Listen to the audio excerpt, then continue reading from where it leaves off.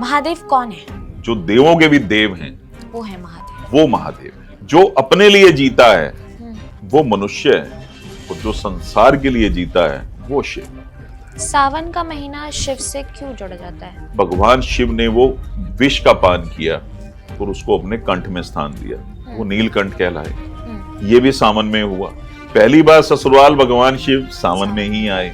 4 महीने के लिए भगवान विष्णु योग निद्रा में चले जाते हैं। उस समय सारा सृष्टि का जो कार्यभार है वो भगवान शिव संभालते हैं। कोई रेपिस्ट है, कोई मर्डर कर रहा है किसी का, कोई चोरी कर रहा है या कुछ भी कर रहा है, उसका मन कभी प्रफुल्लित नहीं हो सकता। जरूरी है कि सभी लोग व्रत करके ही शिव की कृपा पाएं? व्रत क्या, क्रोध से व्रत, काम वासनाओं से व्रत, निंदा चुगली से व्रत। अब बहुत सारे लोगों की कुंडली में राजयोग होता है। हाँ। भीख मांग रहे हैं तो मंदिर में मेरे दर्शन करने आता है और लाइन तोड़ कर जाता है, वो भी नरकों में सजाएं पाता है। तो जो वीआईपी एंट्रीज कर रहे हैं कुछ नहीं, कोई फल नहीं है। जहां पे करोड़ों रुपए चंदा आ रहा है, सब चीजें आ रही है, मंदिर को आप थोड़ा चला रहे हो, मंदिर को तो स्वयं भगवान चला रहा है। सारा दिन हमारे पास कॉल्स मैसेजेस आते हैं कि शिव को कैसे पाया जाए, शिव को कैसे पाया जाए। शिव ही बता सकता है मुझे कैसे पा सकते हो, मैं नहीं, आप नहीं। नंगे पैर जाओगे तो ऐसा होगा, चप्पल पहन के जाओगे तो ऐसा होगा। अरे भगवान शिव ने कहाँ बोला है भाई, मुझ पे बेलपत्र ऐसे नहीं चढ़ाओगे तो मैं नाराज हो जाऊंगा, मुझ पे दूध ऐसे नहीं चढ़ाओगे मैं तो नाराज हो जाऊंगा। ऐसा भगवान शिव ने कहीं नहीं कहा है। रुद्राक्ष क्या है सर?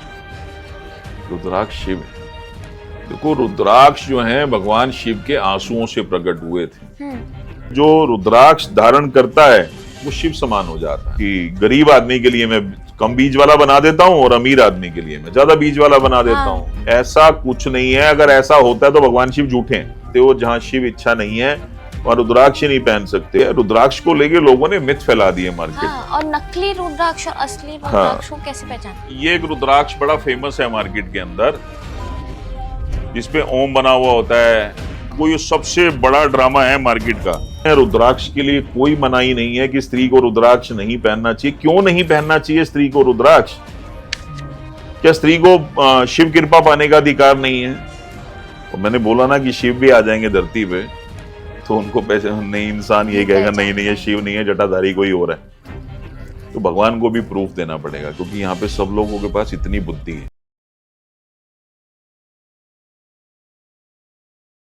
नमस्कार, स्वागत है आपका रिलीजन वर्ल्ड टॉक्स में। मैं हूं आपके साथ श्रुति मिश्रा। सावन का महीना आने वाला है और कहते हैं कि शिव जी को 1 लोटा जल चढ़ाने से ही उनकी कृपा प्राप्त हो जाती है। लेकिन क्या हम शिव को जानते हैं? क्या हम सावन के महीने को समझते हैं? क्या हम रुद्राक्ष के बारे में जानते हैं?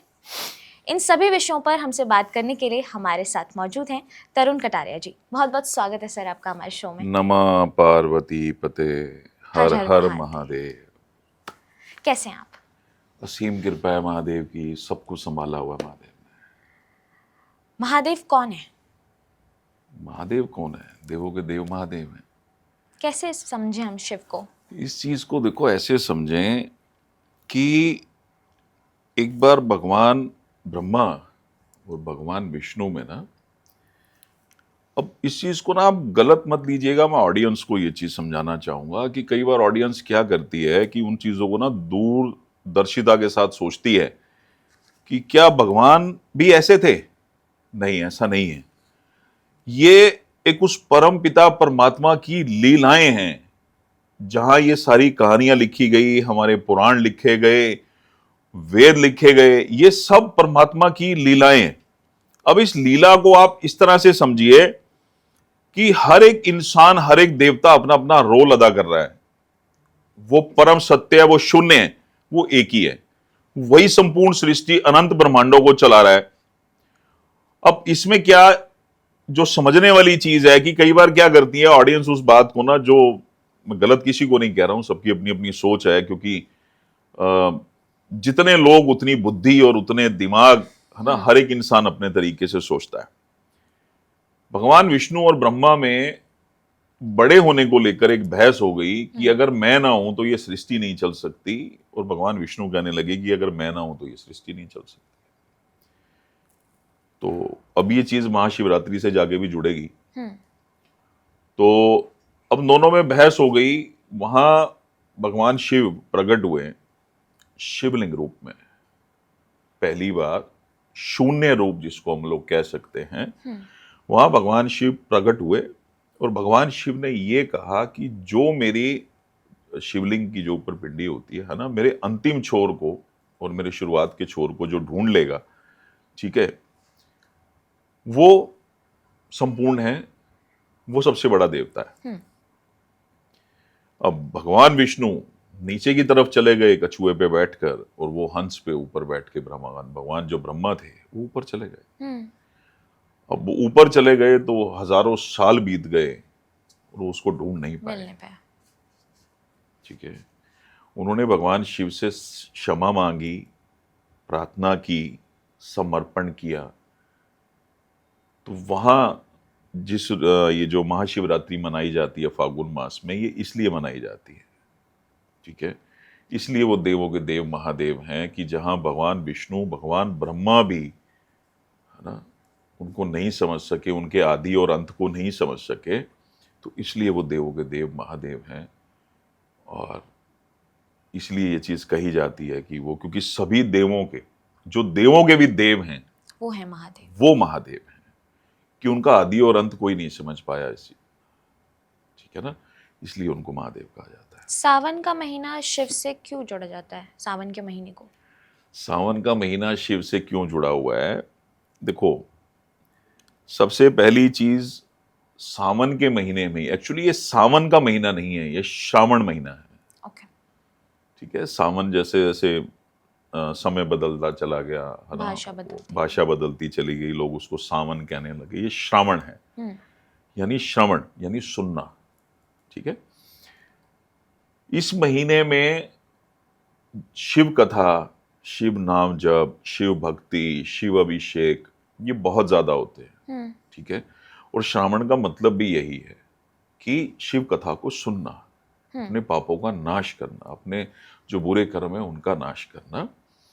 अब यहाँ क्या है कि सबसे पहले जब माँ पार्वती ने, यहाँ एक बात और ऑडियंस समझे इस चीज को लेकर, और बड़ी गहराई से समझिएगा आप इस बात को, बहुत कुछ बदलेगा आपके जीवन में जब आप इस बात को समझेंगे, कि माँ पार्वती ने हजारों साल भूखे रहकर सिर्फ हवा का सेवन कर रही हैं, वो सूखे पत्ते खा रही हैं पेड़ों के, वो लेकर खाकर भगवान शिव की तपस्या की, पंच अग्नि में उन्होंने तपस्या की, बर्फीले पानी में खड़े होकर उन्होंने भगवान शिव को पाने के लिए तपस्या की।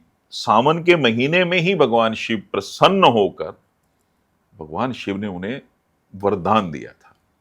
पहली चीज, सावन के महीने में ही जब समुद्र मंथन हुआ, जहां सभी देवता और असुर पीछे हट गए, वहां भगवान शिव उस हलाहल विष को भी पी गए, जहां सभी देवता और असुर सब डर गए थे। इस संपूर्ण सृष्टि के कल्याण के लिए भगवान शिव ने वो विष का पान किया और उसको अपने कंठ में स्थान दिया, वो नीलकंठ कहलाए। ये भी सावन में हुआ। पहली बार ससुराल भगवान शिव सावन में ही आए। ठीक है, और इस समय क्या होता है, 4 महीने के लिए भगवान विष्णु योग निद्रा में चले जाते हैं। उस समय सारा सृष्टि का जो कार्यभार है वो भगवान शिव संभालते हैं, इसलिए भी ये महीना बहुत महत्वपूर्ण है। वैसे तो ये 4 महीने है, चातुर्मास कहा जाता है इसको। ठीक है, ये चातुर्मास का बहुत ज्यादा महत्व है कि पूरे साल, ऐसा हमारे यहाँ कहा गया, हमारे शास्त्रों में, पुराणों में, कि पूरा साल भी अगर आप पूजा पाठ नियम जब तब नहीं कर रहे हो और ये 4 महीने आप ब्रह्मचारी रह गए, ये फिर बोल रहा हूं ब्रह्मचारी रह गए, ऐसा लिखा गया है, तो मैं जो लिखा गया वही बोल रहा हूं, पब्लिक को एंटरटेन करने नहीं आया हूं मैं।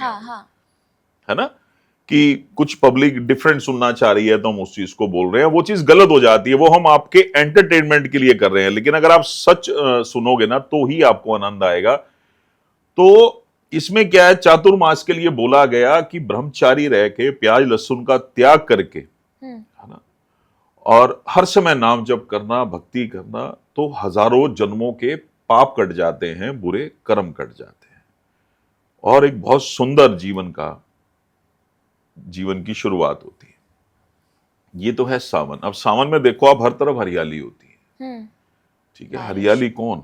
मां पार्वती, प्रकृति है वो। सावन जो है प्रकृति, और परमात्मा का मिलन है, ये है सावन।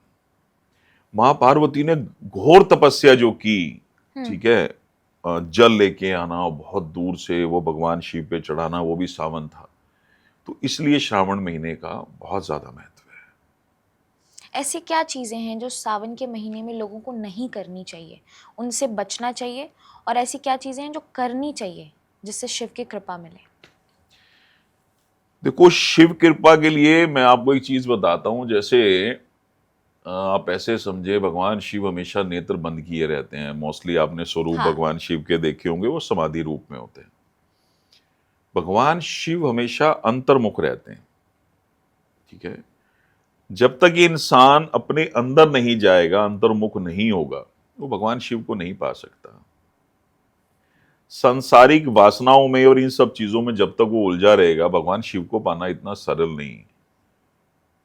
जो अपने लिए जीता है वो मनुष्य है, और जो संसार के लिए जीता है वो शिव, ठीक है। अब इसमें क्या है, सावन के महीने में मांस, मदिरा, इन सब चीजों का सेवन नहीं करना चाहिए, वैसे भी नहीं करना चाहिए। देखिए, एक मृत जीव को आप खा रहे हैं, ये जानवरों के लिए है, क्योंकि परमात्मा ने उन्हें बुद्धि नहीं दी, उनका भोजन ही ऐसा बनाया, उनका प्रारब्ध है, ये उनका कर्म है कि वो इस योनि में है। तो मनुष्य योनि में आके ये कर्म वैसे भी नहीं करना चाहिए। बात हम सावन की कर रहे हैं, श्रावण की कर रहे हैं ना। तो मांस, मदिरा, इन सब चीजों का सेवन नहीं करना चाहिए, ब्रह्मचर्य का पालन करना चाहिए, ये सबसे इंपॉर्टेंट है। बात रही बुरे कर्मों की, बुरे कर्मों की परिभाषा स्थिति के हिसाब से बदल जाती है। अब यहाँ क्या है कि अब बुरे कर्मों में मैं एक चीज बताऊं कि कुत्ता आपको काट रहा है और आप उसको, अपने आप को बचा नहीं रहे हो, ठीक है, तो ये भी गलत कर्म हो गया ना। तो वहां आप उसको डांटना फटकारना आपको पड़ेगा कि अपने आप को बचाना है, तो ये बुरा कर्म काउंट नहीं हुआ, आप स्वयं की रक्षा कर रहे हैं, अपने शरीर की रक्षा कर रहे हैं। तो बुरे कर्मों का मतलब होता है झूठ, फरेब, छल, धोखा, किसी के साथ विश्वासघात, इन सब चीजों से इंसान को बचना चाहिए। और दूसरी बात एक और कि जो, अगर मैं सीधे रास्ते पे आपको लेके जाऊं तो मैं इस तरह से समझाऊंगा कि आप शिव का दामन थाम लें, शिव के चरणों को पकड़ लें। कैसे? जब आप समर्पित हो जाते हैं शिव को, देखो मैं आपको एक चीज बताऊं, जब तक आप समर्पित नहीं हो तब तक भक्ति नहीं उतर सकती है। जब तक एक बच्चे के पास खिलौने होते हैं, वो अपना मस्त रहता है, ये खिलौने, ये दुनियादारी, काम, वासनाएं, घर, कोठी, बंगला, ठीक है। और जब इन खिलौनों की जरूरत उस बच्चे को खत्म हो जाती है, तब उसको माँ की याद आती है, और जैसे ही वो रोना स्टार्ट करता है ना, माँ भागी भागी आती है सारे काम छोड़ के। ऐसे ही परमात्मा है कि जब आप पूर्ण रूप से समर्पित हो जाते हो ना परमात्मा को, तो आपको परमात्मा मिलते हैं, तो आपको शिव मिलते हैं। अब यहां एक और चीज मैं ऐड कर रहा हूं कि जैसे हजारों लोग इसको, वीडियो को देखेंगे, हमारे इस इंटरव्यू को, हमारे पॉडकास्ट को हजारों लोग, लाखों लोग देखेंगे, उनमें से 99% को मैं गारंटी दे सकता हूं कि जब कोई भी काम वो करने लगते हैं ना, तो उनकी अंतरात्मा से आवाज आती है। शिव कौन है? शिव हमारी चेतना है, हमारे अंदर है शिव। हर संत, हर महापुरुष, हर ऋषि, हर मुनि, सब ने एक ही बात बोली, अपने अंदर जाओ, अपने अंदर झांको, अपने अंदर झांको, अपने अंदर उतरना शुरू करो, ध्यान में आओ, ये करो। कारण उनको पता है कि सब कुछ अंदर है, बाहर कुछ नहीं है, ठीक है। बाहर सिर्फ स्वरूप है, लेकिन उस स्वरूप की जो असली एनर्जी है ना, वो हमारे अंदर ही, ठीक है। तो शिव हमारी चेतना है। हर एक रास्ते पे, हर जगह पे शिव आपको जगाते हैं, ऐसा मत कर, ये तेरे लिए ठीक नहीं है, खाना बस कर और मत खा, ये तेरे लिए ठीक नहीं है। हम कुछ करने लगते हैं और करते करते अंदर से बिल्कुल आवाज आती है, ये मत खा, ये मत कर, तेरे लिए ठीक नहीं है, इस रास्ते पे मत जा, ये रास्ता ठीक नहीं है। तो वो कौन है? अब यहां पे क्या, मैं आपको एक बात बताता हूं। जब अर्जुन ने भगवान कृष्ण से एक बात पूछी कि प्रभु, आपने गीता के उपदेश में ये बोला है कि मैं हर प्राणी के अंदर हूं, तो जब कौरव इतना अन्याय कर रहे थे, तो क्या आपने उनके अंदर से उनको समझाया नहीं, उनको बोला नहीं? तो भगवान कृष्ण ने एक बात ये बोली, बड़ी गहरी मुद्रा में आते हुए, कि हर एक कौरव के मन में, मैं अंदर से, अंतरात्मा में मैंने उनको बोला कि ये ठीक नहीं कर रहे हो तुम, लेकिन अहंकारवश अहंकार का शोर इतना ज्यादा था, काम वासनाओं का शोर इतना ज्यादा था कि वो मेरी आवाज को सुन नहीं पाए। तो जो सरल मार्ग में आपको बताना चाह रहा था वो सिर्फ ये कि परमात्मा को आप समर्पित हो जाएं कि हे शिव, मैं कुछ नहीं कर सकता हूं। आप ये बात कहें या ना कहें, मीनिंग मतलब इसका एक ही है। वो मतलब क्या कि आप कुछ कर ही नहीं सकते हो। होइए वही जो राम रची राखा। ये संतों ने बोला। संतों ने क्यों बोला? क्योंकि उन्होंने सब कुछ करके देखा था लेकिन हो नहीं रहा था। वहां उनको ये चीज समझ में आ गई, उन्होंने पकड़ लिया, उन्होंने अपने आप को समर्पित कर दिया। आप शिव को समर्पित हो जाएं तो यकीनन आपसे बुरा कर्म होगा ही नहीं। जब भी आप कुछ गलत करने लगेंगे ना, अंदर से आपको वैसी आवाज आ जाएगी, ये मत कर, ये तेरे लिए ठीक नहीं है।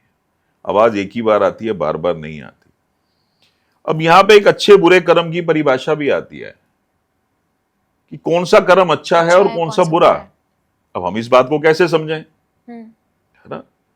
इस बात को हम ऐसे समझें कि जिस चीज को करने से पहले आपकी अंतरात्मा आपको रोक दे, वो बुरा कर्म था, भगवान आपसे नहीं करवाना चाह रहे हैं।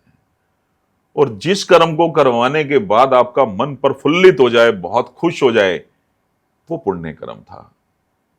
और ये निश्चित तौर पर बता रहा हूं, कोई रेपिस्ट है, कोई मर्डर कर रहा है किसी का, कोई चोरी कर रहा है या कुछ भी कर रहा है, उसका मन कभी प्रफुल्लित नहीं हो सकता। ये सिर्फ उसी का ही होगा जिसने वाकई कोई बहुत अच्छा कर्म किया है, कोई अच्छा दान किया है, किसी की रक्षा की है, किसी को बचाया है, किसी का पेट भरा है। 100% उसके मन में वो भावना, वो सुकून जरूर आएगा। किसी पापी के मन में ये चीज नहीं आ सकती है। ठीक है? तो श्रावण महीने में सबसे पहले इन चीजों का परहेज करना चाहिए। शराब, मांस, मदिरा, काम वासना, इन सब चीजों से बचना चाहिए। और दूसरी चीज, श्रावण, ये हर महीना श्रावण है, क्योंकि जब तक शिव हैं तब तक श्रावण ही श्रावण है, हर महीना श्रावण है। सावन में सोमवार का क्या महत्व है? देखो, सावन के सोमवार का महत्व क्या है, इसमें भगवान शिव का दिन है, ठीक है ना? भगवान शिव का दिन है, ये एक सबसे बड़ा महत्व है। जरूरी है कि सभी लोग व्रत करके ही शिव की कृपा पाएं सावन के महीने में? देखो, व्रत का मीनिंग क्या है एग्जैक्टली ना? व्रत का मतलब भूखे रहना 24 घंटे, ठीक है? वो मतलब नहीं है व्रत का मतलब। व्रत क्या? क्रोध से व्रत, काम वासनाओं से व्रत, निंदा चुगली से व्रत। कि आपने व्रत तो रख लिया, अब दो लेडीज हैं बैठी हैं आपस में, या दो जेंट्स हैं आपस में बैठे हैं, उसकी निंदा, उसकी चुगली कर रहे हैं, तो आप क्या कर रहे हो? कोई व्रत तो आपने किया ही नहीं। भूखे रहना नहीं। व्रत का शिव रात्रि, एक जो बात है शिवरात्रि। शिवरात्रि क्या? शिवरात्रि ये कि पूरी रात शिव का भजन करना, ठीक है? हर समय भगवान शिव के नाम में डूबे रहना, भगवान शिव की भक्ति में डूबे रहना, ये है शिवरात्रि। अब आपने व्रत तो कर लिया, आप गाड़ी चलाते हुए जा रहे हो, 4 बंदों को गालियां देते हुए जा रहे हो, उस व्रत का कोई फायदा नहीं है। जो एक इंसान ये बोलता है ना कि मैंने पता नहीं ऐसा कौन सा कर्म किया है, मैं इतने व्रत जप तप सब कुछ करता हूं लेकिन उसका फायदा तो नहीं हो रहा है, वो व्रत जब तब क्यों फायदा नहीं दे रहे हैं? क्योंकि वहां आपका अहंकार है। अहंकार की अग्नि पहले ही जल रही है। जहां पे जितने भी पुण्य आप कर रहे हो वो उसमें जलते जा रहे हैं, वो आपको उसका फायदा नहीं मिल रहा है। जब तक आप स्वयं को नहीं बदलोगे, जब तक आप क्रोध, काम, वासनाएं, इन चीजों को खत्म नहीं करोगे, तब तक आप उस रास्ते पे नहीं जा सकते हो। यहाँ पे एक देखो छोटी सी चीज मैं बताता हूं कि अब लोग ग्रहों की बात करते हैं, या मैं उस चीज को कनेक्ट कर रहा हूं, आपको चीज समझाता हूं। कोई भी इंसान है, हाँ, वो हर एक स्त्री को, हर एक लड़की को काम वासना की नजर से देख रहा है, उसका शुक्र कभी अच्छा नहीं हो सकता। इस दुनिया का सबसे महंगा डायमंड पहन ले और जितनी मर्जी पूजा जब तब करवा ले, वो चीज ठीक नहीं हो सकती है, क्योंकि हर उसको आप गंदी नजर से देख रहे हो, ठीक है? ऐसी सूर्य है, आप पिता की इज्जत नहीं कर रहे हो, आप जितने मर्जी कहीं भी कुछ भी पहन लो, दुनिया का सबसे महंगा माणिक पहन लो, कुछ नहीं होगा उस चीज से। आप माता की इज्जत नहीं कर रहे हो तो चंद्रमा कभी अच्छा नहीं हो सकता। बेटी की इज्जत नहीं कर रहे हो, बुआ की इज्जत नहीं कर रहे हो तो बुध कभी अच्छा नहीं हो सकता। तो ऐसे हमारे जो ग्रह हैं ना, ये परमात्मा ने बड़ा सिस्टोमेटिकली एक चीज बनाई, लेकिन हमने उस चीज को ना समझा नहीं। अब परमात्मा ने एक तुलसीदास जी एक बात कहते हैं, कर्म प्रधान विश्व रची राखा, जो जस करी सो तस फल चाखा। कि परमात्मा ने कर्म प्रधान ये विश्व रच रखा है कि आप जैसा कर्म कर रहे हो। हाँ, अब बहुत सारे लोगों की कुंडली में राजयोग होता है, हाँ। भीख मांग रहे हैं, लेकिन बहुत सारे लोग ऐसे हैं जिनकी कुंडली में कोई ऐसा राजयोग नहीं है, उसके बाद भी वो लोग राजा है। कर्म बहुत महत्व रखता है। अब आप और मैं बात कर रहे हैं, मेरी नजर कैसी है आपके लिए और आपकी नजर मेरे लिए कैसी है, तो ये चीजें मैटर करती हैं कि मैं किस भावना से आपको देख रहा हूं। आप नहीं, हो सकता है शायद आप ना समझ पाओ, या हो सकता है मैं ना समझ पाऊं, लेकिन वो परमात्मा तो देख रहा है सब ना। समझ हमारे जब हम लोग इस दुनिया से जाते हैं तो एक गवाही नहीं होती है वहां पे। एक इंसान ये सोचता है कि कौन बताने जाएगा वहां पे। ये सब गवाहियां देते हैं, पेड़ पौधे, अंतरात्मा, वायु, अग्नि, आकाश, सब गवाहियां देते हैं वहां पे। श्रवण, जो श्रवण है ये दूत हैं, हर एक बात सूक्ष्म रूप में हमारे साथ रहते हैं। ये एक एक बात सुनते हैं, एक एक बात को समझते हैं, हमारी अंतरात्मा को समझते हैं, और ये वहां गवाहियां देते हैं कि इसने ये कर्म किया था, तो वैतरणी नदी से गुजरना पड़ता है, तो कुंभीबाग नरक से जाना पड़ता है, तो तवे पे तलना पड़ता है। ये सब चीजें गलत नहीं है। क्या भगवान विष्णु भगवान गरुड़ जी को गलत थोड़ा बता रहे हैं? नहीं, वो बिल्कुल भी गलत नहीं बता रहे, हमारे समझने का तरीका गलत है। अब गरुड़ पुराण को लेकर एक छोटी सी बात होती है, घर में नहीं रखना चाहिए। हाँ, और गरुड़ पुराण को लेकर मैं हमेशा अपने हर पॉडकास्ट में बोलता हूं कि गरुड़ पुराण ही एक ऐसा है, हर इंसान को अपने जीवन में 5 बार पढ़ना चाहिए। पहली बार तो सिर्फ शब्द दिखेंगे, कुछ समझ नहीं आएगा, उसके बाद धीरे धीरे उसका अर्थ समझ में आने लगेगा, फिर आप उसको जीवन में उतारोगे। क्यों रखवाते हैं लोग गरुड़ पुराण? कर्म समझाने के लिए परमात्मा ने उसको बनाया था कि जब किसी की मृत्यु हो गई तो लोग वहां इकट्ठे होते हैं। वो खाना खाने के लिए नहीं, शाही पनीर मखनी दाल खाने के लिए नहीं आते हैं लोग वहां पे। आजकल तो लोग बनवाने लग गए हैं, तो वो पनीर खाने थोड़ा है आपके घर।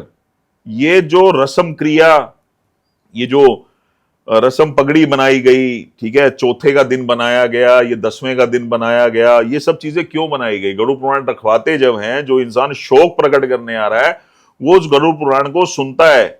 भगवान ये कहना चाह रहे हैं, जो भगवान ने एक नियम बनाया हमारे ऋषि मुनियों ने, वो इसलिए ये समझाना चाह रहे हैं कि इसको सुन और अपने जीवन में उतार, कि तुझे, अगर तूने ये कर्म किया है तो तुझे भुगतना पड़ेगा। इस कुंभीबाग नरक से, वैतरणी नदी से तुझे गुजरना पड़ेगा, उसको कोई रोक नहीं सकता है। यह कारण था कि गरुड़ पुराण वहां पे रखवाया जाता है कि लोग आए, सुने, समझे, अपने कर्म को बदले। ये इंसान तो चला गया। हाँ। जो चला गया वो थोड़ा गरुड़ पुराण सुन रहा है, उसको मोक्ष कहां से मिल जाएगा? पॉइंट।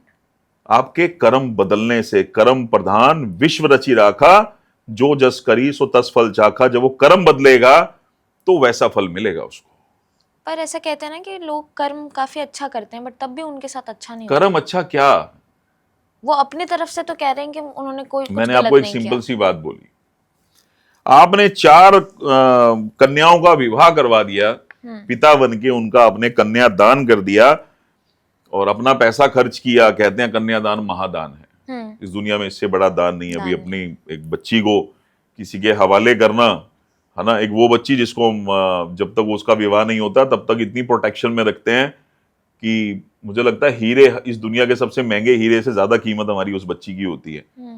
ठीक है, शायद उससे भी बहुत ज्यादा, जो दुनिया में अदा नहीं की जा सकती, तो उसको हम बड़ा संभाल के रखते हैं, है ना। और यहाँ चलो हमने कन्यादान किया, मैं अपनी बात ही कर लेता हूँ, मैं किसी की और बात नहीं कर रहा हूँ। मैं 4 बच्चियों की मैंने शादी करवा दी, उनका विवाह करवा दिया, चलो खर्चा मैंने दे दिया, गरीब थी, जैसे भी मर्जी समझ लो आप, है ना। तो ये तो पुण्य कर दिया मैंने, लेकिन हर समय मेरी निगाह जो है स्त्रियों पे, बच्चियों पे गंदी है, तो आप सोचो ना वो कर्म अच्छा हुआ या बुरा? बुरा। बुरा।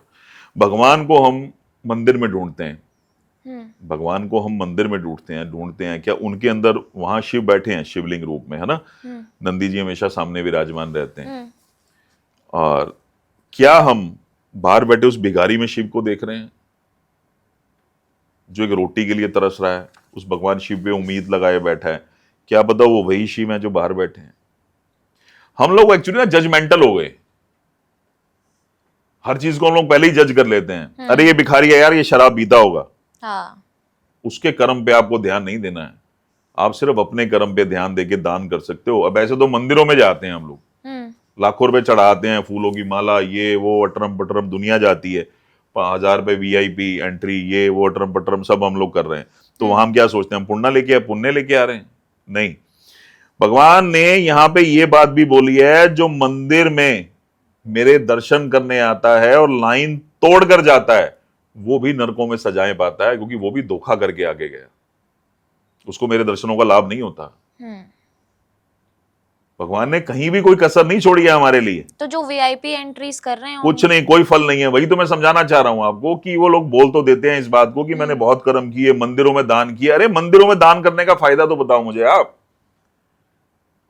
जहां पे करोड़ों रुपए चंदा आ रहा है, सब चीजें आ रही है, मंदिर को आप थोड़ा चला रहे हो। मंदिर को तो स्वयं भगवान चला रहा है, ये इसकी ड्यूटी है, वो कैसे अपने स्वरूप को संभाल के रखेगा। लेकिन जहां आपको एक्चुअल में जरूरत है, क्या वहां भी दान कर रहे हो? कोई नीडी है, आपके पड़ोस में है, कोई बच्ची है बीमार है, कोई बच्चा है बीमार है, या कैसे भी है, कोई रोड पे एक्सीडेंट हो गया, या आप ही करके चले गए, या क्या अगर नहीं भी किया आपने, कोई रोड पे एक्सीडेंट, क्या आपने उसकी हेल्प की? कि नहीं यार छोड़ना यार, पुलिस केस में फंस जाएंगे। तो कर्मों की परिभाषा तो बहुत बढ़िया। आज आपने उसको देख के इग्नोर कर दिया, कल आपको कोई देख के इग्नोर कर देगा। ये कर्म चक्र है, ये घूमता है। आज हमने उस चीज को इग्नोर कर दिया, कल सामने आएगा। आज ईमानदारी से मैं प्रैक्टिकल बता रहा हूं, बिल्कुल प्रैक्टिकल बता रहा हूं, और इस बात का प्रूफ दे सकता हूं अगर कोई इंसान मेरे पास आना चाहे तो। मैं वॉक कर रहा था और मेरे बच्चे भी वॉक कर रहे थे मेरे साथ ही। तो एक डॉगी बार बार मतलब आके मेरी वो ट्राउजर मैंने पहना हुआ था तो उसको खींच रहा था। तो थोड़ा सा मैंने अपनी स्पीड बढ़ाई कि थोड़ा सा मैं उससे आगे चलने लगा, और उसके बाद वो मेरे बच्चों के पीछे बढ़ गया। बच्चे छोटे थे तो वो डर गए एकदम से। और मैंने कहा ना, मतलब अपने बच्चों को हम बहुत उस तरीके से पालते हैं, कोई भी इंसान है, चाहे वो गरीब है चाहे अमीर है, बहुत प्रोटेक्शन देता है कि मेरे बच्चे सेफ रहें, है ना, हमें कुछ भी हो जाए। फाइनली जब पानी मेरे सिर से ऊपर चला गया और वो डॉगी बहुत ज्यादा तंग करने लगा, मेरे बच्चों का पैर पकड़ने की कोशिश कर रहा था, मैंने उसको एक इस हिस्से पे हल्का सा थप्पड़ लगा दिया, ऐसे समझ सकते हो।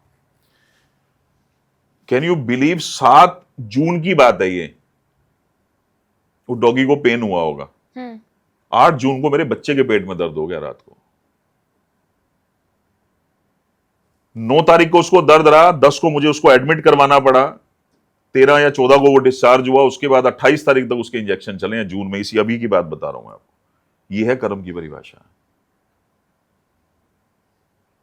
तो अब यहां पे बात आती है, हमें शिव को पाना है। सारा दिन हमारे पास कॉल्स मैसेजेस आते हैं कि शिव को कैसे पाया जाए, शिव को कैसे पाया जाए। मेरे से पूछने की जरूरत नहीं है, आप इससे पूछो शिव को कैसे पाया जाए। शिव ही बता सकता है मुझे कैसे पा सकते हो, मैं नहीं, आप नहीं। क्योंकि यकीनन उस चीज को समझा ही नहीं जा सकता कि शिव कितने बड़े हैं। शिव को जानना इतना सरल नहीं है, इतने सरल नहीं है शिव की कोई भी जान लेगा शिव को। जब मैं बोल रहा हूं भगवान विष्णु, भगवान ब्रह्मा भी उनका आदि और अंत नहीं ढूंढ पाए, तो हम लोगों की तो बिसात ही कुछ नहीं है कि हम लोग उस चीज को समझ पाए। तो ये कर्म की परिभाषा भी मैंने अभी आपको 1 सेकंड बताई। तो यहां कर्म को इतना संभाल के रखना पड़ता है, इतना संभाल के रखना पड़ता है। ये तो है हमारी ड्यूटी कि जहां हम पागल हो जाएंगे कर्म संभालते संभालते। दूसरा वे जो मैंने सबसे इजी बताया ना आपको, वो सबसे इजी वे है भगवान शिव को समर्पित हो जाना।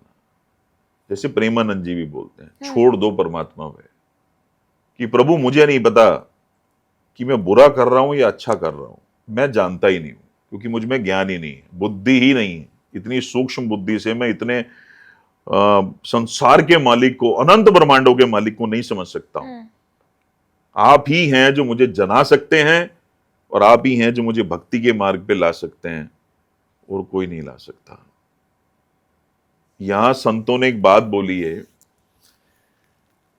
कि परमात्मा को अगर पाना है ना, तो परमात्मा से कभी ये मत मांगो कि मुझे तेरे दीदार चाहिए।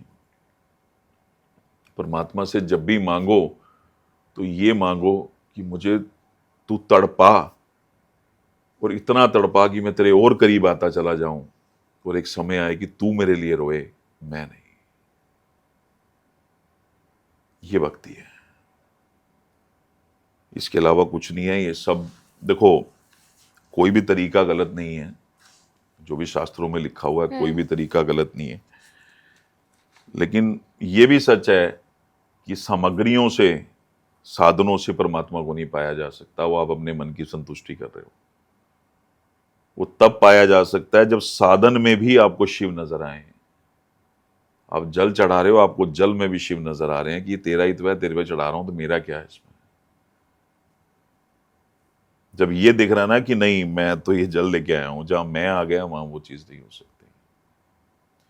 क्योंकि शिव जो है, शिव को जानना इतना सरल नहीं है। शिव कोई नाम नहीं है, ये उस अनंत सत्य का स्वर है जहां शब्द भी मौन हो जाते हैं। ये वो शिव है। शिव एक देवता नहीं है, अस्तित्व का मौन है शिव। शिव यकीनन इतने सरल नहीं है। शिव को अगर समझना है तो इस बात को समझना बड़ा जरूरी है कि उनके जो मस्तक का चंद्र है वो कहता है मन को शांत रखो, मन को बैलेंस रखो। अब जो भगवान शिव ने कंठ में अपने विष को रोक लिया, मां पार्वती ने जब हाथ लगाया भगवान शिव के कंठ पे, जब विष पान किया भगवान शिव ने, हलाहल विष, तो अब इसका मीनिंग आप समझ के देखो। इसका मीनिंग इतना प्यारा है कि जो नेगेटिव विचार हैं, जो विष है ना, जो भी संसार से आपको नेगेटिव बातें सुनने को मिलती हैं, जो विष है, या आपके अंदर जो विष चल रहा है, विचार, कुवासनाएं, ये सब चीजें ना, उनको आप वहीं रोक कर रखो। बाहर निकालोगे तो जबान गंदी हो जाएगी, अंदर ले जाओगे तो खत्म हो जाओगे। यानी विचारों को बैलेंस करना। ठीक है। अब जटाओं की गंगा क्या कहती है भगवान शिव की, कि जो ज्ञान आपके पास है उसे बांटो, उसे अपने पास रोक के मत रखो। ठीक है। और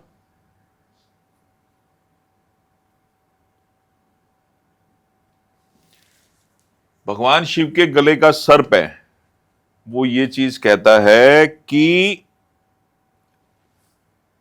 भय मत करो, डरो मत किसी चीज से।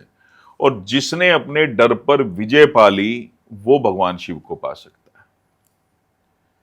और तीसरे नेत्र का मतलब ये नहीं है कि प्रलयकारी या विनाशकारी, ऐसा कुछ भी नहीं है। तीसरे नेत्र का मतलब ये है अपने अंदर उतरना, अज्ञान का नाश करना, अहंकार का नाश करना, उसका विनाश करना। ये तीसरे नेत्र का मतलब है। जब तक आप अंदर नहीं उतरोगे तो बाहरी सब चीजें, चाहे आप रील्स देख रहे हो या वीडियो देख रहे हो, कोई कह रहा है भगवान शिव पे बेलपत्र ऐसे चढ़ाओ, कोई कह रहा है जल ऐसे चढ़ाओ, घर से जल लेके जाओ, कोई कह रहा है मंदिर से मत लो, नंगे पैर जाओगे तो ऐसा होगा, चप्पल पहन के जाओगे तो ऐसा होगा। अरे भगवान शिव ने कहाँ बोला है भाई? किसको कॉल की भगवान शिव ने कि भाई ऐसे नहीं, आप ऐसे करो, मुझ पे बेलपत्र ऐसे नहीं चढ़ाओगे तो मैं नाराज हो जाऊंगा, मुझ पे दूध ऐसे नहीं चढ़ाओगे मैं तो नाराज हो जाऊंगा। ऐसा भगवान शिव ने कहीं नहीं कहा है। बड़ा सरल सा है, समर्पण। जिन लोगों ने पाया, जितने भी ऋषि मुनियों ने, जितने भी संतों ने, हमारे महात्माओं ने परमात्मा को पाया, उन्होंने एक ही बात अंत में बोली कि अपने अंदर जाओ, ध्यान में उतरो, मेडिटेशन करो, उस परमात्मा को पाने के लिए सरल हो जाओ।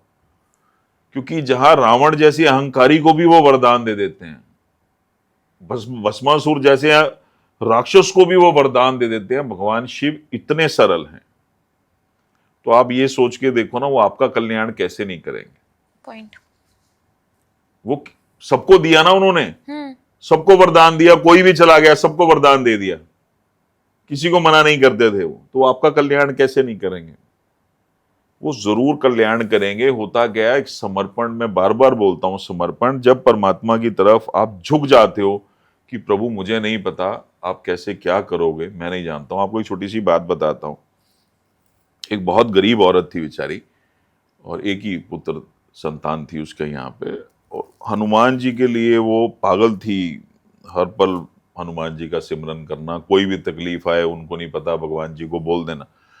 तो एक समय आता है उसका बेटा बहुत बीमार हो जाता है, वो हॉस्पिटल एडमिट हो जाता है और कुछ नहीं करती है वो, उसके इलाज के पैसे भी नहीं होते हैं उसके पास। वो भगवान हनुमान जी के चरणों से लिपट जाती है कि प्रभु मुझे नहीं पता, आप बचाओ मेरे बेटे को, मैं नहीं जानती हूँ कुछ भी।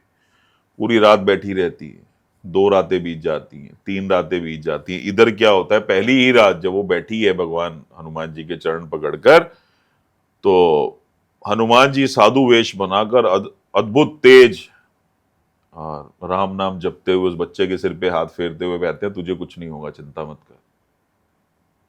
और उसके सिर पे हाथ फेरते रहते हैं कि राम नाम जप नहीं छोड़ना है तूने, तुझे कुछ नहीं होगा। कोई बहुत बड़ी बीमारी हुई थी उसे और वो ठीक हो जाता है। और तीनों दिन यही सिलसिला चलता है कि वो आते हैं साधु, उनके माथे सिर पे हाथ फेरते हैं और उसको आशीर्वाद देते हैं कि तू चिंता मत कर, तू चिंता मत कर, ऐसे करके।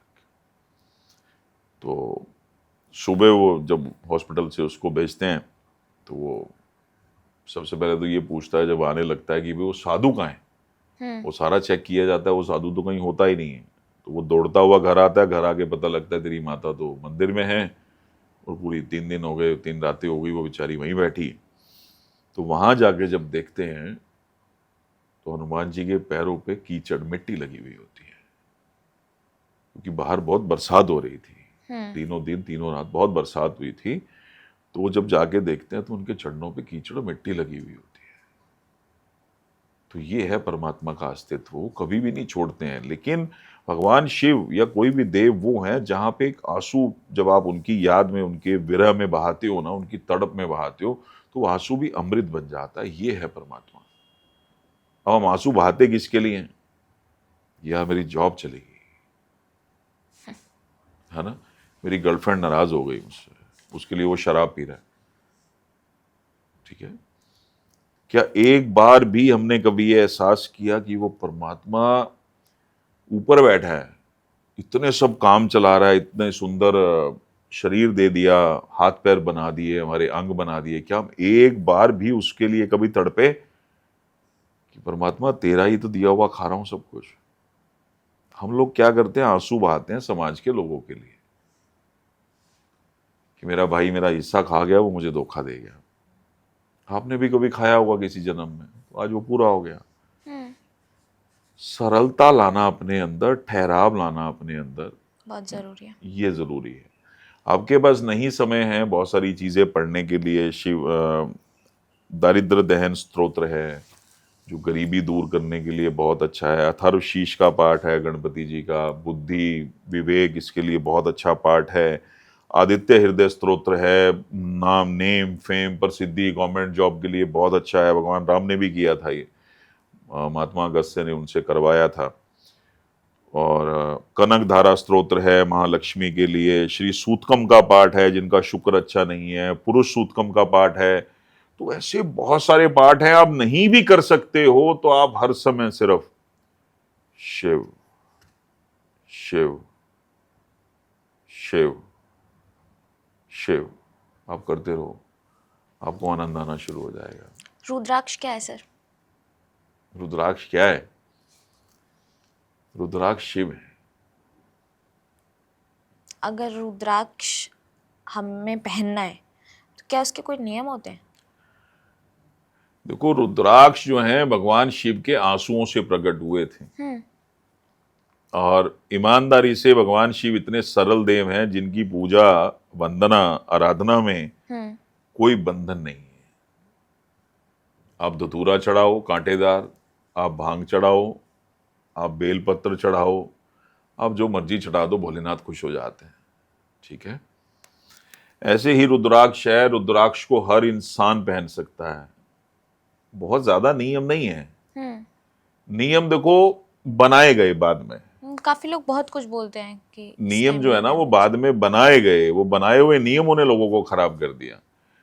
भगवान शिव शमशान में रहते हैं। अगर इतनी ही अशुद्धि शमशान के अंदर है, जहां एक प्राणी, एक मनुष्य है, पंच तत्वों में विलीन होता है, जहां पांचों तत्व, पांचों जो ब्रह्मांड के तत्व उनमें विलीन हो जाता है वो शरीर, तो क्या वो अशुद्ध है? नहीं। अगर ऐसा है तो भगवान शिव क्यों रहते हैं वहां पे? क्योंकि देवताओं को तो शुद्धि बहुत ज्यादा चाहिए। भगवान शिव तो भस्म में लगाते हैं, संदेश भी देते हैं कि शरीर नश्वर है, इसने राग, इस संपूर्ण ब्रह्मांड के अंदर कोई भी चीज है इस मृत्यु लोक के अंदर, वो नश्वर है, उसने खत्म होना ही होना है, वो राख होना ही होना है। ठीक है, तो ये लोगों ने एक्चुअली अपने अपने हिसाब से बना दिया, और ये होता रहेगा, ये आगे आगे भी ऐसे ही होता रहेगा। हर चीजें बदलती चली जाएंगी, क्योंकि छोटी बुद्धि, जितना मैं हूं, कोई भी है, जितना समझ सकते हैं हम उतना ही बोल सकते हैं। ऐसा कोई नियम नहीं है। रुद्राक्ष धारण करिए। भगवान शिव महापुराण में ये बात कह रहे हैं, जो रुद्राक्ष धारण करता है वो शिव समान हो जाता है। जो 1008 रुद्राक्ष करता है, वो 1008 रुद्राक्ष धारण करता है, वो मेरे समान हो जाता है। भगवान शिव ये बात झूठ क्यों बोलेंगे? दूसरी बात, अब ये नया ट्रेंड आ गया मार्केट में कि जितने मुखी रुद्राक्ष है उतने सीड्स होने चाहिए, उसके अंदर बीज होते हैं रुद्राक्ष में। हाँ, मैं ये चीज दिखाऊंगा आपको।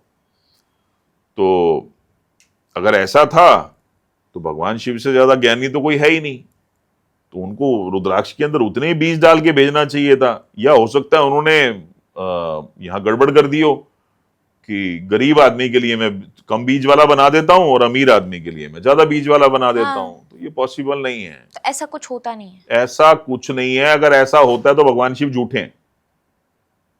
और ये पंचमुखी, अगर ऐसा कुछ होता तो इसका मतलब भगवान शिव झूठे हैं, वो भगवान ही नहीं है।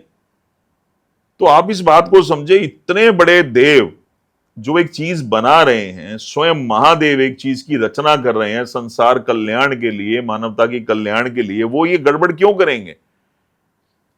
बिल्कुल मिथ बात है ये। रुद्राक्ष में कितने बीज होंगे ये नेचर जानता है, प्रकृति जानती है, महादेव जानते हैं। इस बात से कोई फर्क नहीं पड़ता कि आपने रुद्राक्ष धारण किया और उसमें अगर 2 बीज कम है तो वो काम नहीं करेगा। वो उतना ही काम करेगा जितना शिव इस सृष्टि को चला रहे हैं। शिव इच्छा बिना आप रुद्राक्ष नहीं पहन सकते हो। जहां शिव इच्छा नहीं है वहां रुद्राक्ष ही नहीं पहन सकते हो। और शिव इच्छा को समझने के लिए आपके मन में जरूर आएगा, बार बार आएगा कि तू 9 मुखी रुद्राक्ष पहन ले, तू 9 मुखी 8 मुखी रुद्राक्ष पहन ले, तू 10 मुखी रुद्राक्ष पहन ले। ये भगवान शिव की ही इच्छा है जो आपको रुद्राक्ष पहना रहे हैं। ठीक है, रुद्राक्ष को लेके लोगों ने मिथ फैला दिए मार्केट में। और नकली रुद्राक्ष और असली रुद्राक्ष को कैसे पहचाने? देखो, पहचानने के लिए तो मैं अभी कुछ चीजें दिखाऊंगा, वो ऑडियंस को समझ में आएगा। जो रुद्राक्ष है, स्त्री पुरुष बच्चे सब पहन सकते हैं। रुद्राक्ष के लिए कोई मनाही नहीं है कि स्त्री को रुद्राक्ष नहीं पहनना चाहिए। क्यों नहीं पहनना चाहिए स्त्री को रुद्राक्ष? क्या स्त्री को शिव कृपा पाने का अधिकार नहीं है? ऐसा बिल्कुल भी नहीं है। ठीक है, ना ही भगवान शिव ने कहीं शिव महापुराण में लिखा। जो लोग ऐसा बोलते हैं स्त्री को रुद्राक्ष नहीं पहनना चाहिए, ऐसा नहीं करना चाहिए, वैसा नहीं करना चाहिए, ऐसा कहीं भी नहीं लिखा हुआ भगवान शिव ने। शिव पुराण, पद्म पुराण, स्कंद पुराण, श्रीमद देवी भागवत पुराण, सब में रुद्राक्ष का जिक्र है, सब में चैप्टर है। आप उसको पढ़ सकते हैं। कोई भी डाउट है किसी से पूछने की जरूरत नहीं है, यूट्यूब पे वीडियो देखने की जरूरत नहीं है। पुराण उठाओ, गूगल पे सर्च करो, वहां भी मिल जाएगा आपको। चैट जीपीटी से भी पूछ सकते हो, आज के टाइम में गूगल जेमिनी से भी पूछ सकते हो। तो ये बिल्कुल गलत है, ऐसा कहीं परमात्मा ने नहीं लिखा है। ये सब लोगों की अपनी धारणाएं हैं, जैसे मर्जी बना लो। ठीक है ना, और इसके अलावा कुछ नहीं।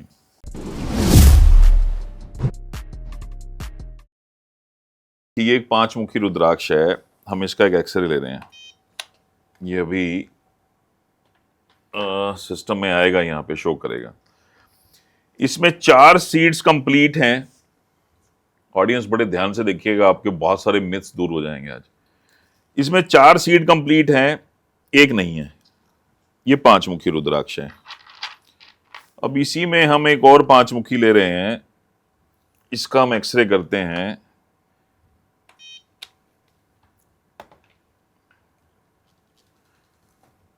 ये आया इसका। इसमें 3 सीड हैं, एक हाफ सीड है, एक सीड नहीं है। ओके, और एक्चुअल में ये कंपार्टमेंट्स होते हैं रुद्राक्ष के अंदर, जिसको हम सीड्स बोलते हैं। हाँ, इसके अंदर सीड होते हैं। ये हाफ रुद्राक्ष है। ठीक है, और इसी में ही हमने ये अभी एक और दाना लिया, ये छोटा दाना है, ये 6 मुखी है शायद। अब इसमें आप देखिए ध्यान से, ये 1 2 3 4 5 ये कंपार्टमेंट खाली है, ये 6 मुखी रुद्राक्ष था। और इसी में ही हमने एक और 5 मुखी, चलो 5 मुखी रहने देते हैं, ये लेते हैं एक रुद्राक्ष और।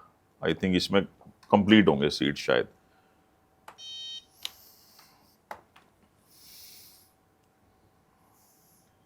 ये देखिए, इसमें ये पूरे के पूरे 6 सीड हैं।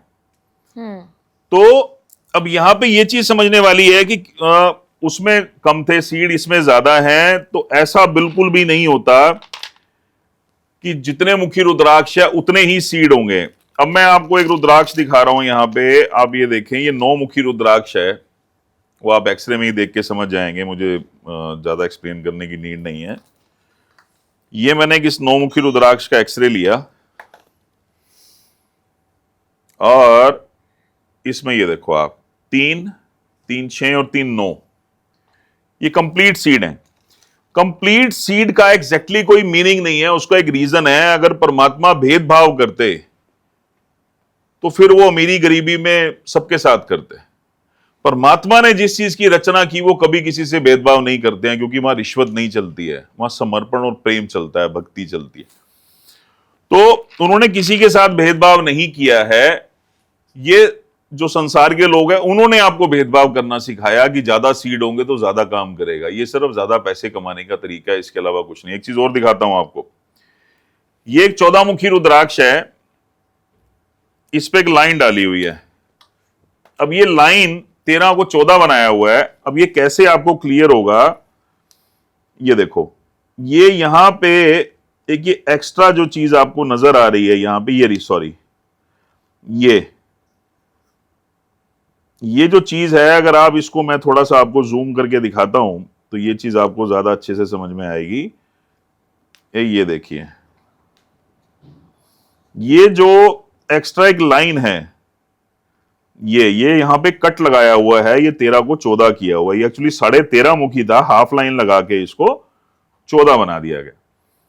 तो ये जो चीज रहती है ये आम पब्लिक के साथ बहुत ज्यादा रहती है। अब जैसे एक मुखी रुद्राक्ष है, इसको लेके बहुत सारी धारणाएं हैं कि ये काजू दाना है, ये काम नहीं करता है, ये भद्राक्ष है, ये ऐसा है, ये वैसा है। इसका देखो, मैं आपके सामने एक लाइव एक्सरे करता हूं और आपको दिखाता हूं। इसमें एक ही सीड होता है। जब आप इसमें देखेंगे, इसमें आपको एक ही सीड नजर आएगा और इसके 100% रिजल्ट हैं। लोग झूठ बोलते हैं, गलत ट्रैक पे लेके जा रहे हैं आपको, कुछ और गलत बेचने के लिए। ये देखिए, अब इसको भी मैं आपको जूम करके दिखा रहा हूं एक्सरे को, आपको ये चीज बहुत अच्छे से समझ में आएगी। ये रहा सीड इसका, ये और ये, इसके 100% रिजल्ट हैं और बहुत अच्छे रिजल्ट हैं। तो अब भगवान शिव का वे वरदान है रुद्राक्ष। जिसने रुद्राक्ष धारण नहीं किया इस मृत्यु लोक में आकर, मुझे लगता है उसने कुछ भी नहीं किया।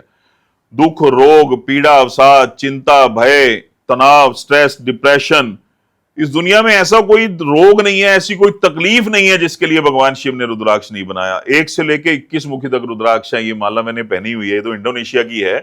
अब इंडोनेशिया को भी लेकर ना लोगों में बहुत सारे मिथ्स हैं कि इंडोनेशिया रुद्राक्ष काम नहीं करते हैं, ये भद्राक्ष है, इसमें इंद्राक्ष है, ऐसा है वैसा, ऐसा कहीं लिखा नहीं हुआ।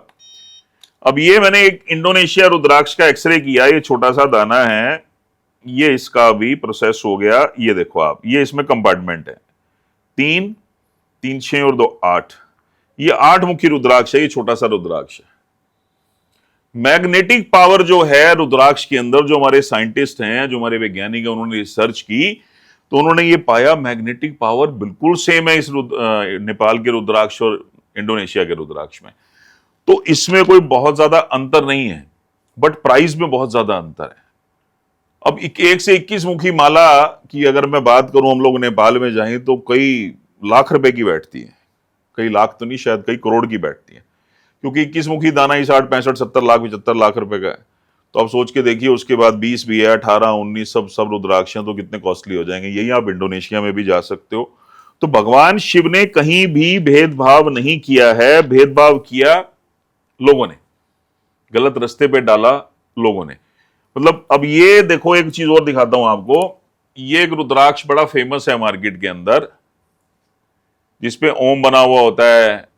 ये ओम भी दिखाता हूं आपको, ये ओम, ये त्रिशूल एंड ये शिवलिंग। अब ये रुद्राक्ष बना हुआ है। एक बार ना इसका ट्राई करते हैं, अगर एक्सरे हो पाया।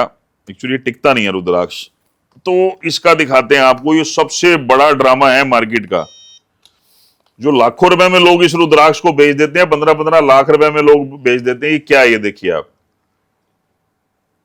ये आपको नजर आएगा इस एक्सरे में। ये है क्या, ये कुछ भी नहीं है। जो एमसील होती है ये उससे बना हुआ रुद्राक्ष है। ये सब इस पे बनाया गया है, ये शिवलिंग और ये सब चीजें नकली है ये बिल्कुल नकली है। आप देखो ना इसको, ठीक है। इस पे डंडी भी लगी हुई होती है, छिलका भी लगा हुआ होता है। और अब बहुत सारे लोग ऑनलाइन रुद्राक्ष मंगवाते हैं। अब यहां मैं दो रुद्राक्ष पे ना आपको कंपेयर करके दिखा रहा हूं। ये मैंने एक नकली रुद्राक्ष लिया और साथ के साथ मैं आपको दिखाता भी हूं। ये मैंने लिया, ये भी वैसे ही बना हुआ है, बिल्कुल तरीके से तैयार किया हुआ है इसको। ये इसका एक्सरे आपके सामने आ गया। ये देखो, ये सारे कट कट कट कट इसके ऊपर लगे हुए हैं और सिर्फ पागल बनाने के लिए इसको वैसे बनाया गया। अब इसके, ये रहा आपका वो रुद्राक्ष जिसका मैंने अभी आपको एक्सरे दिखाया। ये देखो, ये सब धारियां वारियां सब डाली हुई हैं इसके ऊपर। और यहीं मैं एक ओरिजिनल रुद्राक्ष दिखाता हूं आपको। ये उस ओरिजिनल रुद्राक्ष का एक्सरे है। तो इसमें कितना अंतर है आप देखो। इसके सीड साफ नजर आ रहे हैं, उस पर सारी लाइनें डली हुई हैं। अब सवाल यह आता है कि हर आदमी एक्सरे कहां से करवाए। आप किसी भी डेंटिस्ट के पास जाके एक्सरे करवा सकते हो। अगर आपको कहीं से ऐसा कुछ हो भी गया कि बाई चांस किसी ऑथेंटिक शॉप से आपने नहीं लिया है, अब उस चीज को आप कैसे समझेंगे। तो किसी भी अच्छे डेंटिस्ट के पास जाके आप उसका एक्सरे करवा सकते हो। और इस मिथ को बिल्कुल अपने माइंड से निकाल दें कि जितने मुखी रुद्राक्ष होगा उतने ही सीड्स होंगे। ऐसा बिल्कुल नहीं होता। इसके एक दो एग्जाम्पल मैं आपको और दे देता हूं। 1 2 3 4 5 6 7 8, ये 8 मुखी रुद्राक्ष है। इसमें अब हम इसका एक्सरे करते हैं लाइव। और ये हमने इसको किया, ये रहा 8 मुखी रुद्राक्ष। कितने सीड हैं इसके अंदर, 1 2 3 4, ठीक है। ये हाफ सीड है, इसमें सीड नहीं है, इस कंपार्टमेंट में सीड नहीं है, इसमें बहुत छोटा सा सीड है। तो इसका मतलब ये क्या है, ये रुद्राक्ष नहीं है। तो भगवान शिव ने भेदभाव कर दिया, तो महादेव भी भेदभाव करने लगे। ऐसा नहीं है। ये लोगों ने आपको ये दिमाग में एक चीज डाल दी जिसको वजह से आप भक्ति से तो दूर हो गए, रुद्राक्ष से भी आप दूर हो गए। कारण आपके दिमाग में वो बात बैठ गई कि यार ये रुद्राक्ष काम नहीं कर रहा है। ऐसा नहीं है। रुद्राक्ष पहनो, अपने कर्मों में भी बदलाव लेके आओ। जब आपने रुद्राक्ष धारण कर लिया, मांस मदिरा इन सब चीजों से दूर रहें। रुद्राक्ष आपने धारण किया हुआ है तो संभोग नहीं करना है, उसको उतार के रख दीजिए। संभोग से नहीं भागना है। अगर आप गृहस्थी में हैं और इस चीज से भागने लग जाएंगे तो गृहस्थी खराब हो जाएगी। ये सन्यासियों के लिए अलग चीजें हैं। गृहस्थी में जो इंसान है उसके लिए सब रूल्स अलग हैं। तो शराब नहीं पीनी है, मांस मदिरा का सेवन नहीं करना है, और पति पत्नी है तो उनको संभोग नहीं करना है, बस। अब उसके लिए जिनको संतान नहीं हो रही उनके लिए भी भगवान शिव ने बनाया, गर्भगौरी रुद्राक्ष बनाया। अब जो दंपत्ति ऐसी हैं जिनका विवाह नहीं हो रहा, या वो दंपत्ति जिनके बीच में प्रेम नहीं है, विवाह तो हो गया लेकिन प्रेम नहीं है, उनको गौरी शंकर रुद्राक्ष पहनना चाहिए। जिन फीमेल्स को पीसीओडी की प्रॉब्लम रहती है उनको 13 मुखी रुद्राक्ष पहनना चाहिए। 200 दिशाओं में नाम चाहिए, हर तरफ से प्रोटेक्शन चाहिए, तो 10 अवतार भगवान विष्णु का 10 मुखी रुद्राक्ष पहनना चाहिए। व्यसनों में डूब गए, ऐब हो गए, गलत रास्ते पे चले गए, समय बिल्कुल साथ नहीं दे रहा, हर समय भय चिंता अवसाद इन बीमारियों से जूझ रहे हैं, 8 और 9 मुखी रुद्राक्ष का कॉम्बिनेशन पहनना चाहिए। बच्चे पढ़ाई नहीं करते हैं, कंसंट्रेशन नहीं है, गणेश रुद्राक्ष पहनना चाहिए। गवर्नमेंट जॉब चाहिए, प्रमोशन चाहिए, 11-12 मुखी का कॉम्बिनेशन पहनना चाहिए। शिव भक्ति चाहिए, या कोई ऐसा समय आ गया कि जहां हर तरफ से आप हताश हो गए, रास्ता नहीं मिल रहा है, वहां 14 मुखी रुद्राक्ष पहनना चाहिए। शनि दशा, शनि साढ़े सती, शनि ढैया, शनि महादशा जो आपके लिए अच्छी नहीं है, उसके लिए आप 14 मुखी रुद्राक्ष पहन सकते हैं। हर तरफ से बीमारियों ने घेर लिया, आपको कोई रास्ता नहीं मिल रहा है, हर तरफ से आप परेशान हैं, तो 16 मुखी रुद्राक्ष पहनना चाहिए। तो भगवान शिव की बहुत अद्भुत रचना है ये। इसको आप मतलब सिर्फ कुछ वीडियोस के उससे या कुछ कलाकारों ने जिनको ये चीज ज्यादा शायद आती है उनके हिसाब से अगर आप चलें तो आप गलत रास्ते पे चले जाएंगे। रुद्राक्ष आप धारण करो, ये शिव इच्छा है, और शिव इच्छा से ही रुद्राक्ष उत्पन्न हुए। शिव इच्छा से ही आपके मन में ये चीज आती है कि हमें रुद्राक्ष धारण करने चाहिए। यानी कोई भी रुद्राक्ष धारण कर सकता है? कोई भी रुद्राक्ष धारण कर सकता है, जानवर भी रुद्राक्ष धारण कर सकता है, ऐसा बिल्कुल भी नहीं है। क्योंकि एक ऐसी बहुत सारी कहानियां पुराणों में लिखी भी हुई हैं कि एक गधा पहाड़ी पर जा रहा था और उसकी मृत्यु हो गई। उसकी जब मृत्यु हुई तो उस पर रुद्राक्ष लदे हुए थे, तो मोक्ष को प्राप्त हुआ। ठीक है, लोग इस चीज को कई बार वैसा भी मानते हैं कि नहीं ये तो मन गढ़ंत कहानियां हैं। वही चीज ना, भगवान भी धरती पे आ जाए ना तो वो भी नहीं समझा सकते कि मैं भगवान हूं, तो यहां समझाया नहीं जा सकता। ये आपके स्वयं की मन की बातें हैं कि आप उस चीज को समझते कैसे हो। मन को आप कितना निर्मल रखते हो, कितना आप शिव की तरफ जाते हो, कितना आप उनकी भक्ति करते हो, और कितना शिव आपको अपनाते हैं, कितना आप समर्पण देते हो और कितना वो अपनाते हैं, ये शिव जानते हैं और आप जानते हो। ठीक है। और दूसरी चीज ये कि जितनी भी सब चीजें हैं, ये नाम जप, हमारे ऋषि मुनि सब महात्मा वो बोलते हैं कि हमें नाम जप करना चाहिए, नाम जप करना चाहिए। नाम जप एक एसिड है जो आपके प्रारब्ध को धीरे धीरे काटता चला जाता है, आपके कर्मों को काटता चला जाता है। आपकी जो तकलीफें हैं, दुख हैं, उसमें ये नहीं मैं कहूंगा कि नहीं आप नाम जप कर रहे हो तो जो कष्ट आना नहीं आएगा, आएगा, लेकिन थोड़ा थोड़ा आएगा। और वो परमात्मा इतनी शक्ति दे देंगे आपको महसूस नहीं होगा। ये है उस परमपिता परमात्मा की कृपा। हर इंसान के अंदर बैठ के बोलता है वो, तो इसका मतलब समझना चाहिए ना कि हाँ वाकई शिव हैं। और मैंने बोला ना कि शिव भी आ जाएंगे धरती पे तो उनको पैसे नहीं, इंसान ये कहेगा नहीं नहीं ये शिव नहीं है, जटाधारी कोई और है। तो भगवान को भी प्रूफ देना पड़ेगा, क्योंकि यहाँ पे सब लोगों के पास इतनी बुद्धि है। तो किसी मिथ में ना जाएं, रुद्राक्ष आप धारण करें, ये शिव इच्छा है, शिव का एक अभय वरदान है। 2 मुखी रुद्राक्ष है, अर्धनारीश्वर स्वरूप है। 3 मुखी रुद्राक्ष है, अग्नि स्वरूप है, ब्रह्मा विष्णु महेश लॉर्ड हैं। 4 मुखी रुद्राक्ष है, 5 है कालंगनी रुद्र, इनके लॉर्ड हैं। जो काल की अग्नि को भी भस्म कर दे वो कालंगनी रुद्र। तो सोचिए 5 मुखी रुद्राक्ष क्या नहीं कर सकता। 8 है, 9 है, 12 है, 14 है, सब सब सब रुद्राक्ष आपके लिए बनाए हैं परमात्मा ने कि आपके जीवन में पॉजिटिविटी आए, आप सुकून से रहें, हर चीज की चिंता छोड़ के बस परमात्मा की भक्ति में लगे रहें। ये परमात्मा चाहते थे, इसलिए रुद्राक्ष बनाया उन्होंने। बहुत बहुत थैंक यू सर, आपने ऐसी चीज़ें बताई जो लोगों को सच में क्लियर नहीं था। रुद्राक्ष को लेके काफ़ी कन्फ्यूजन होता है लोगों को।